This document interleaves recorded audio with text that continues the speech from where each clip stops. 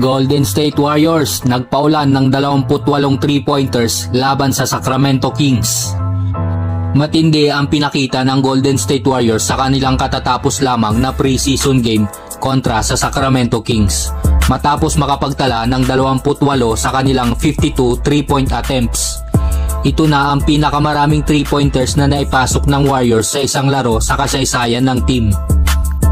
Para sa kaalaman ng lahat, ang dating record ng Warriors sa regular season ay 27 3-pointers na naabot nila ng 2 beses. Sa pagkawala ni Klay Thompson, malaking adjustment ang ginagawa ng team.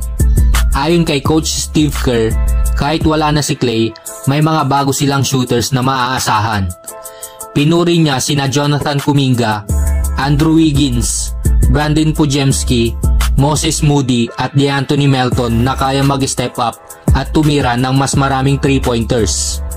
Walang partikular na bilang ng 3-pointers na inaasahan si Steve Kerr mula sa team.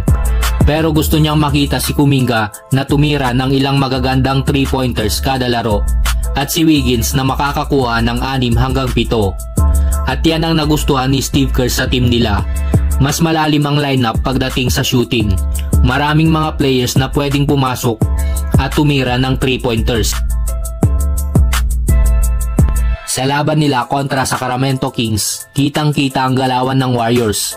Si Buddy Hield ay nagpakitang gilas nang ipasok niya ang 6 out of 7 3-point attempts.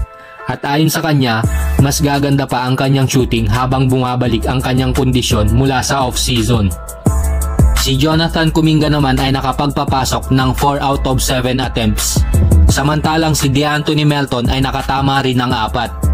Sina Stephen Curry at Lindy Waters III ay parehong nakapagtala ng tig-3 3-pointers, habang sina Podziemski, Draymond Green at Moody ay nakadalawa bawat isa.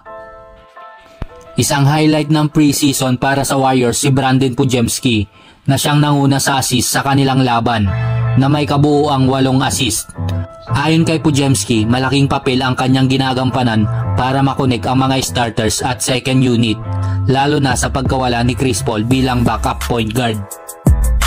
Ayon din kay Brandon Podziemski, hindi niya kailangang mag-score para magka-impact sa laro. Marami sa kanilang mga 3-point shots ang nanggaling sa magandang ball movement. Kapag maganda ang galaw ng bola, lahat ng players ay nagkakaroon ng rhythm.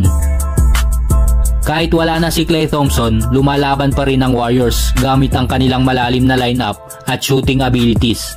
Kaya abangan natin to kasi mukhang gigil na ang Warriors sa 3. Panalo ang Golden State Warriors kontra sa Sacramento Kings sa score na 122-112.